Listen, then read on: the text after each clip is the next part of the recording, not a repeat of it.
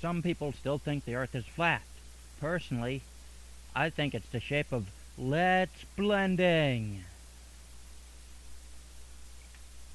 This is a special edition of Let's Blending, just to prove the shape of the Earth. And just to make sure that I don't leave anyone out, I'm going to prove it not only scientifically with Blender, but also biblically. And I understand that there are some people out there who don't exactly know the shape of the Earth, and there are good reasons for that. Some of them just don't have the internet. Others may have decided to use Google Maps to plan their trip around the world. Some have other reasons. Now, a little bit of background on the shape of the Earth. Originally, the Greeks were the ones who realized it was a sphere. The Romans drew it flat. But a lot of people mistakenly believe that religious people constantly think that the Earth is flat. Most people assume that Christians believe that the Earth is flat. That's not entirely true. I will take this minute here to say that the Catholic Church has nothing to do with Christianity. That's why they're the Roman Catholic Church. So, I'll give you a little bit of background on the foundation of the world. It was originally formless and void, basically water. The interesting thing about water is it's a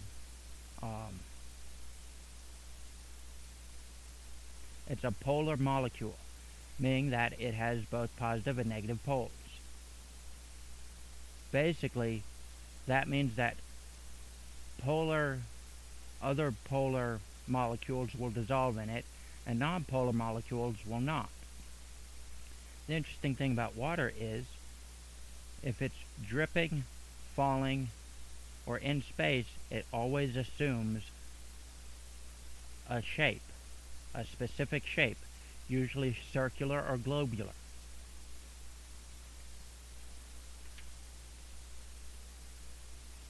Now,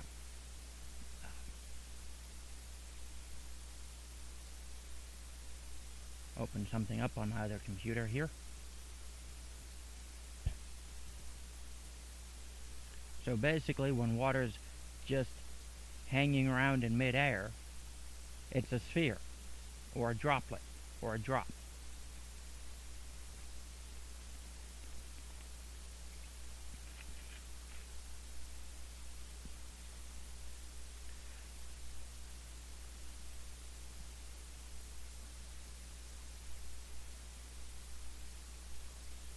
So I'm going to do this on my computer here.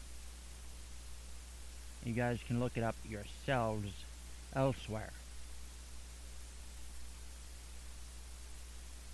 Okay. Job 26:7. Job 26:7. He stretcheth out the north over the empty place, and hangeth the earth upon nothing. That's interesting.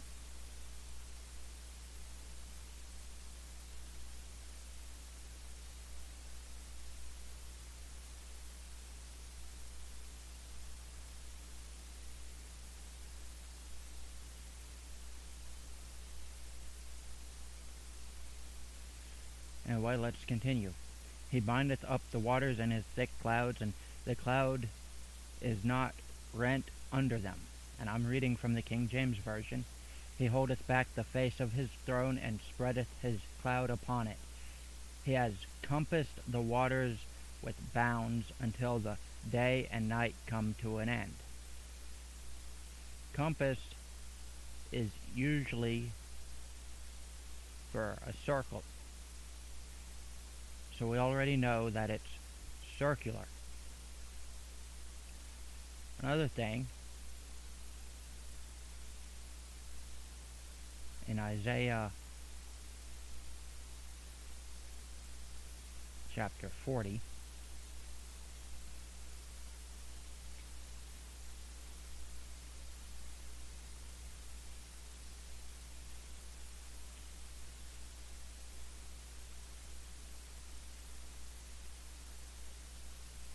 verses 21 and 22. Have ye not known, have ye not heard, hath it not been told to you from the beginning? Have you not understood from the foundations of the earth?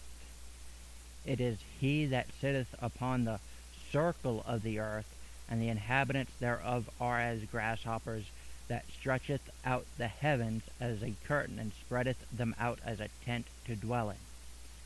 Now, some people assume that circle here can also be used for sphere. Not necessarily. You could if there was the word depth somewhere, but have ye not understood from the foundations of the earth? Which points us back to Genesis chapter 1. And you know that in the beginning God created the heaven and the earth was without form and void, and darkness upon the face of the deep, and the Spirit of God moved upon the face of the waters. And in Job 26:7, the earth hangeth on nothing. And in Genesis 1:2, it was completely water. In fact, we don't see land appearing for a couple of days, at least. I think it's about the third day, and we don't see the sun until the fourth day. Interestingly enough, a side note, Jesus was born after 4,000 years, and the sun was made on the fourth day. Now, with that said, we can pretty much believe that the earth is spherical from the Bible, because not only does it hangeth on nothing, in the beginning the very foundation of the world was made as water. And water, when it hangeth on nothing, takes that shape. Wow, what an awesome shape. Yes, round is a shape. Some people know this really well. Another thing is, if you don't know what that is a picture of, it's the flight routes. Global flight routes. And it shows just the global flight route, so you can't really see the continents, but you see that they go all the way around. This is open flight routes. And yes, I'm using all of these images without permission. I hope that they agree to allow me to use them for science and whatnot. Yay, science. It gives us medicines with horrible side effects. But as you see, a lot of these go off one edge of the page and back on the other.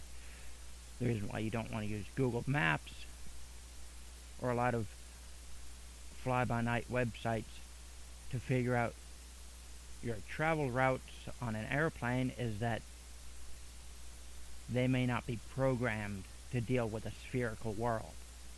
A lot of times it's just easier to program something in 2 dimensions. Now, this is interesting here. This is a sundial. Interesting thing to note about a sundial, you're learning a whole lot about everything except Blender. Yay.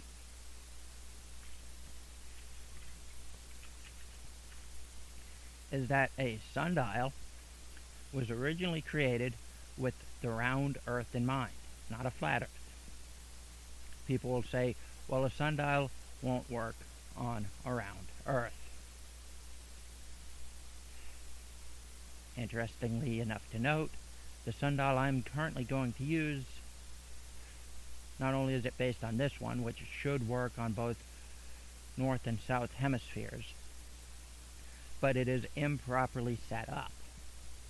Because you have to make it point to true north and not magnetic north, and yes, they're completely separate things. But I want you to watch this. There's the shadow. This is pre-rendered. 7 in the morning.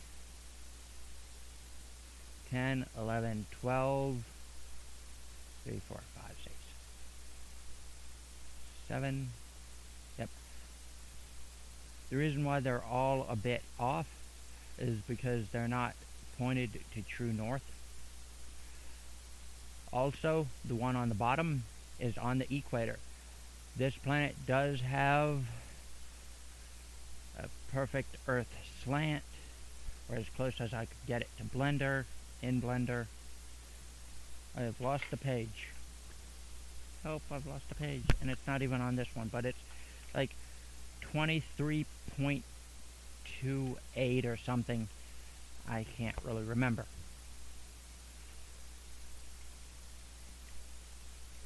But this does show on a spherical planet a sundial working. Now, an interesting thing to note, which I've found out, it may or may not be true, the Caloris Effect, which causes tornadoes and hurricanes to spin differently on different hemispheres. Supposedly, it is not strong enough to make toilets spin opposite directions. It's basically the water jets. A whole bunch of shysters and shoosters hang around the equator as a tourist trap, and they tell people, okay, I'm on this side of the equator, I'm going to pour this water into this basin and drain it, and it'll go one direction, and on the other side it'll go the opposite direction. A lot of times they do it completely opposite of the way it's supposed to be, because, interestingly enough about water, man, water is fantastic. Living water even more so, is that when you make water swirl by swirling it with your hands or pouring it out a specific way, it'll remember that swirl. You can come back several minutes or even a couple hours later, drain the water, and it'll drain in that direction. I'm not entirely sure if this is true. I have not tried it, but it is something that you could try yourself. Another thing to note,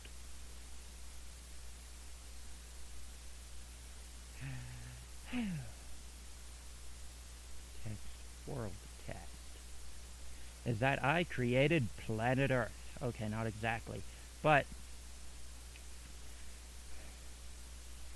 the Earth has a diameter of 24,901 miles. For those of you not in America, it's 40,075 kilometers. Yay, do that math. 1 mile equals 5,280 feet. I am not going to look up the kilometers.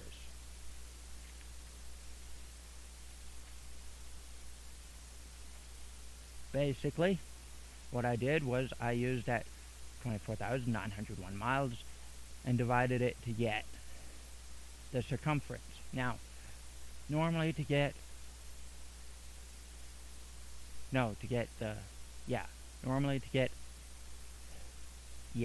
I messed it up.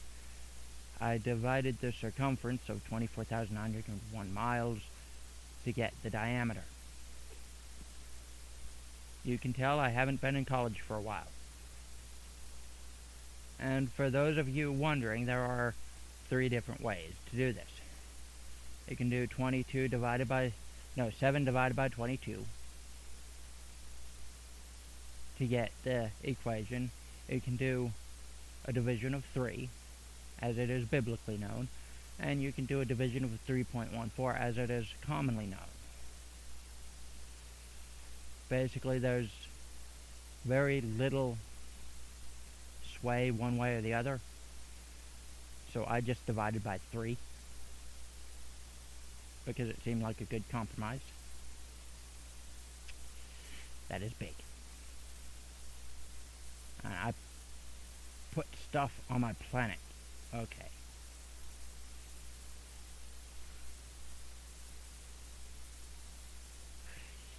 You know what? Let's try this.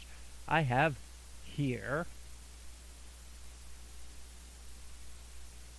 the outliner. Yep. And this cube has a camera connected to it. I can click on it and use Shift C. Wrong one. Okay.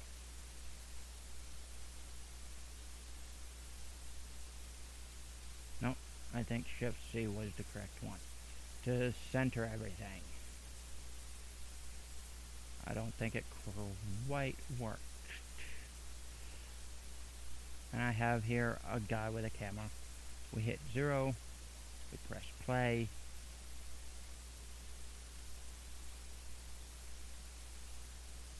And something's supposed to happen. We mouse over something. We hit escape. We use window toggle system console. That item that I moused over was 149.23487 blah blah blah miles away.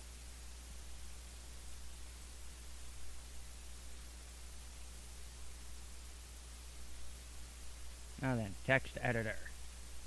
Whee!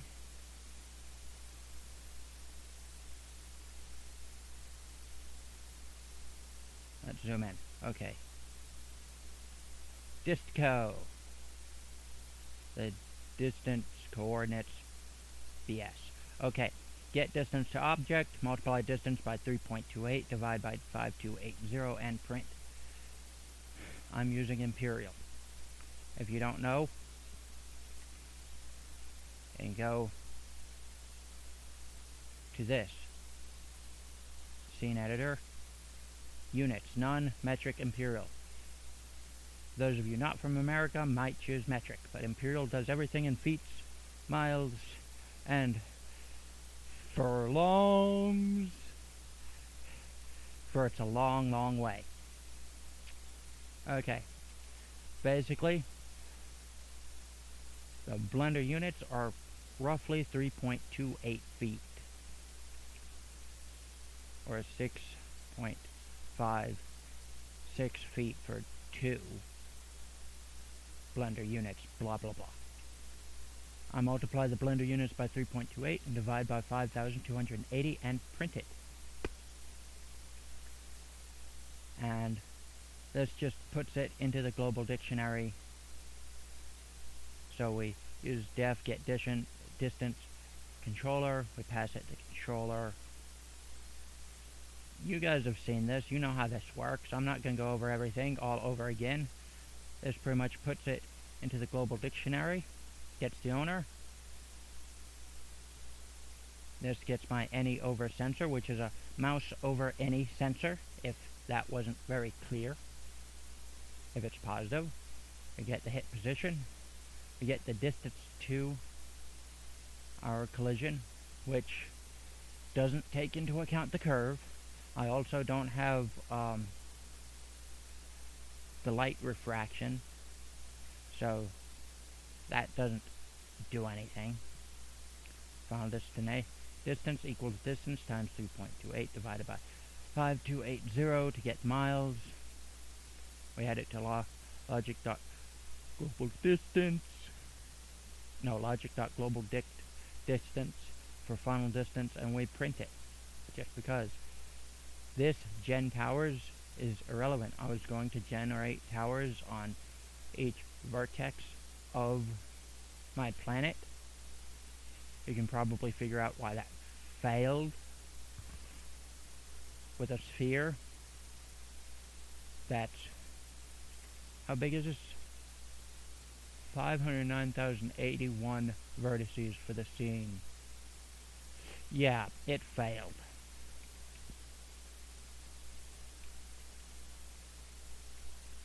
So let's do something really quick here.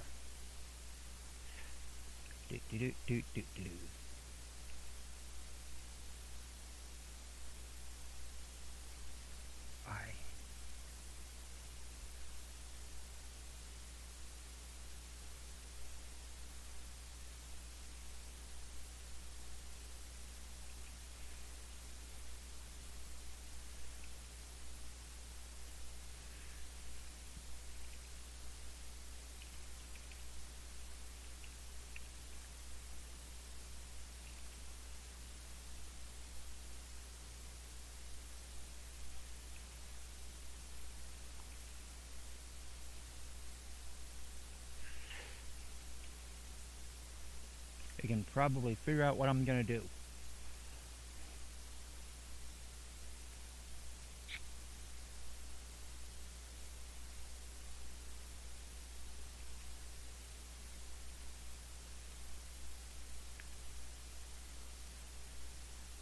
There's going to be a lot of zooming in.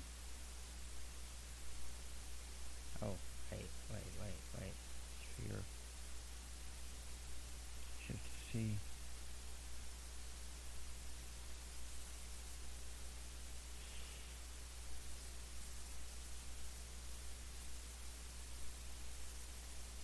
Now, some people will say that you can see farther on a flat planet than on a round planet.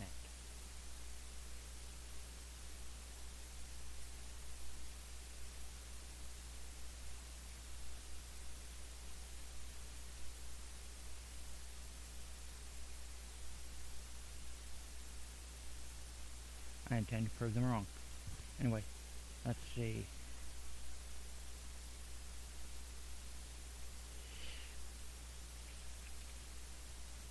We'll just do that.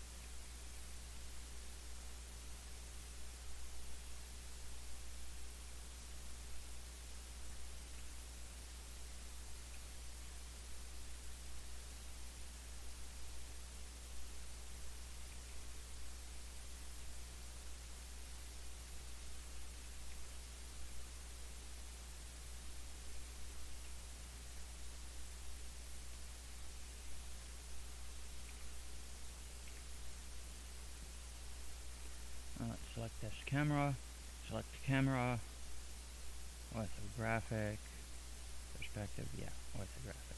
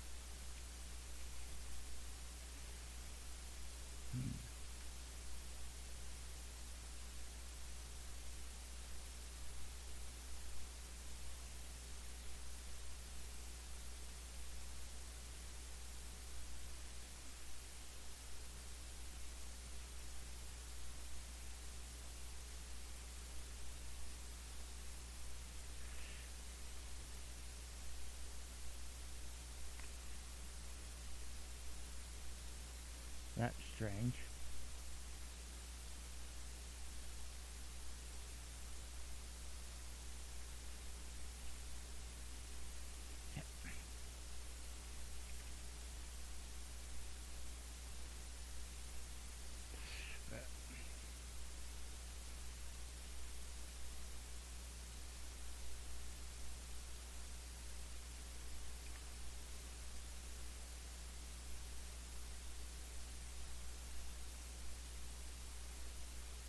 I think I know what's going on. Sometimes if you set the camera way too far away, well,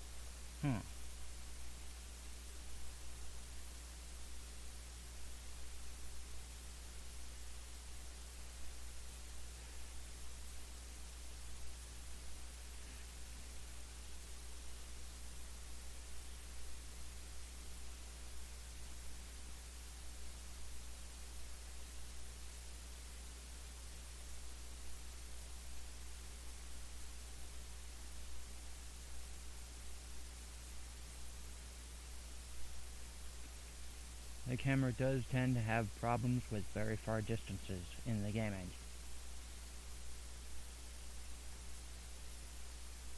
Especially when a mouse over sensor is concerned.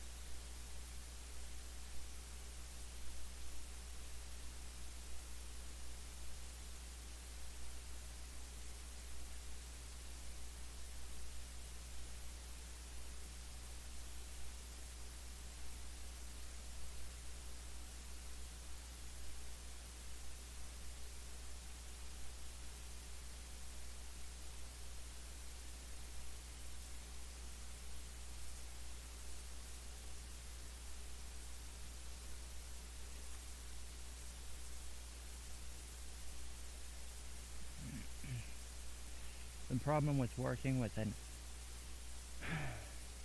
close to I can get it large Earth-shaped object or Earth-sized object is that the camera gets a little bit weird.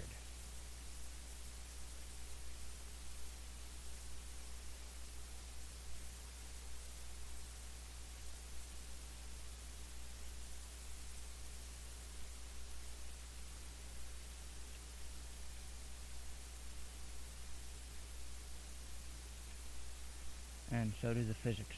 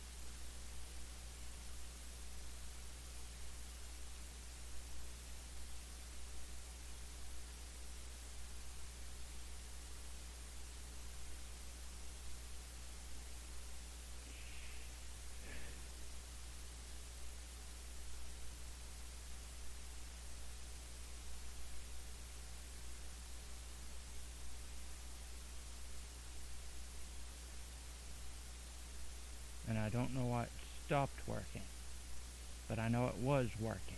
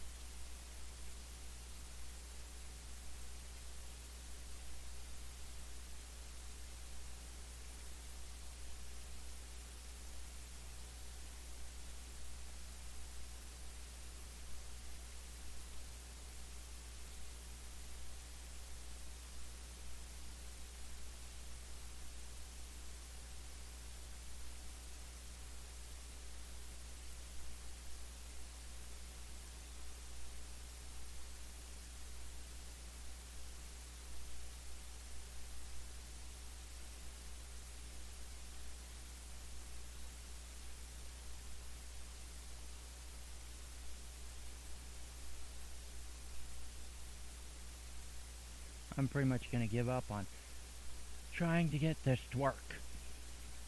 You saw it work earlier. We've got the code to get the distance.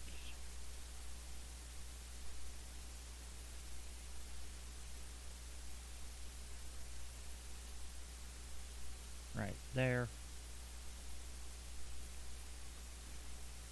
And you should have the code to print the distance out to a text object.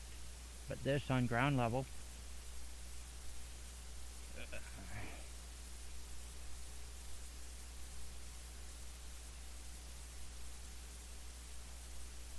oh boy.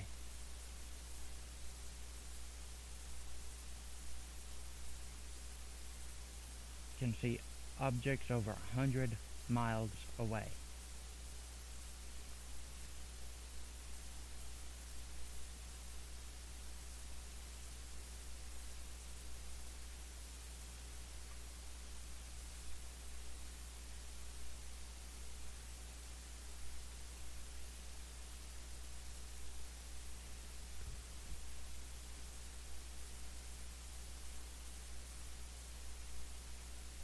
That blue line is where I'm at.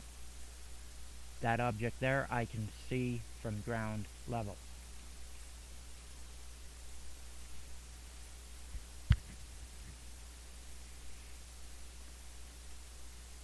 A wide distance of 50 miles. Yes, I'm going to do this the hard way.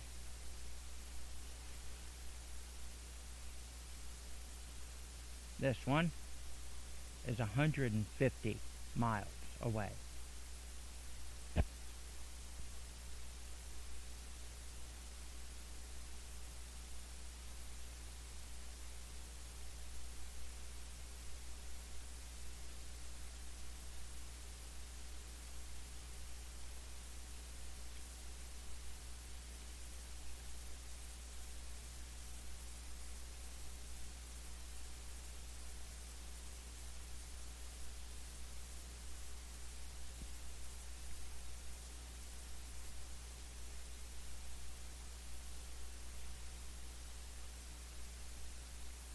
Also, with such a large object, it's hard to select stuff. So, 4149.99, 4150. So, 4155 miles. This is 5 miles in the air. That's roughly 32,000 feet or somewhere around in there. Or actually more, it's higher than most planes go, and I think close to the height of Mount Everest, but I wouldn't quote me on that. This is the object that's 50 miles away. It looks like a tiny ant. This is the object that's 150 miles away.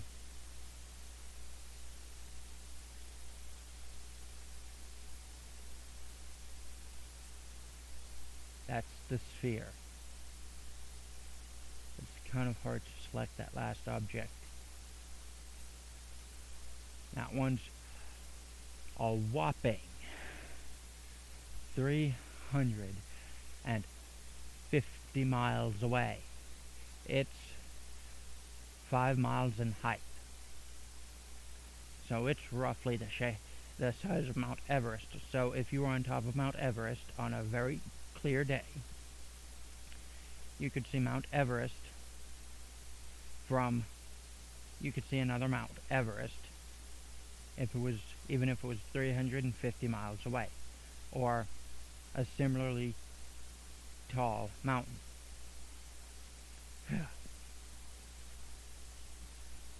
Although, unlike in Blender, you cannot select it. And this is going to be almost an hour because objects that are miles and furlongs in size tend to make Blender go all stupid. Not really a fault of the Blender devs, it's just my computer is slightly old. So, hopefully you've learned some things, not only about water and about the shape of the earth, but also about how you can see very far away, even without light refraction. Because with light refraction, you could probably see up to 400 or 500 miles away. But I'm tired, and that's it for this version of Let's Blending.